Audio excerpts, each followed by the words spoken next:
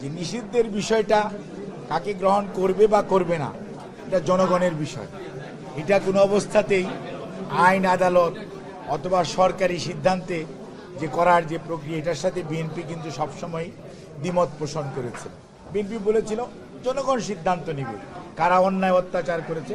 তবে বিএনপি সবসময় একটা কথা আমরা বলছি, সেটা হচ্ছে দোজুয়ার এই গণহত্যাকারী এবং এটার যারা আদেশ দিয়েছে তাদেরকে আইনের আওতায় এনে যথাযথ বিচার করা, এবং সেটি সাবেক প্রধানমন্ত্রী হোক, ওনার দলের বড় বড় নেতারা হোক, অথবা দলের অন্যান্য যে কর্মীরা আছে যারা এগুলোর সাথে, এবং সরকারি কর্মকর্তা কর্মচারী যারা অতি উৎসাহী হয়ে বিভিন্ন বাহিনীর লোক এবং অনেক সংস্থার লোক, সর্বোপরি আপনার প্রশাসন দেখেন, বিচারালয় দেখেন, অনেকে ওয়ান স্টেপ এহেড তারা অতিরিক্ত মানে আপনার করেছে যেটি তাদের জুরিডিকশনের মধ্যে পড়ে না।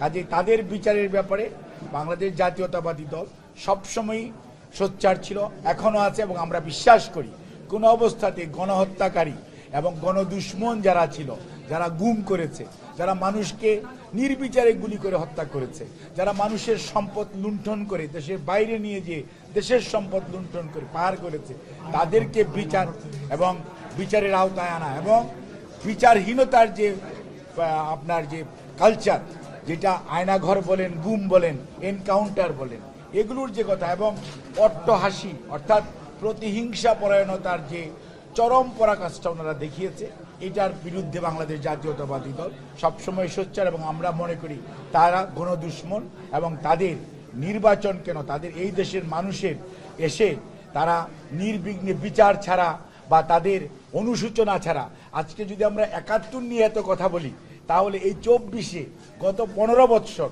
দেশের ভোটাধিকার চুরি, দিনের ভোট রাতে করেছে, তার জন্য তাদের অনুশোচনা হবে না, এটা তো হতে পারে না। কাজে দে নিড টু মানে আপনার কি বলে যে আনকন্ডিশনালি জনগণের কাছে ক্ষমা চাইতে হবে, যেটা জনগণ সিদ্ধান্ত নেবে ক্ষমা করবে কি করবে না।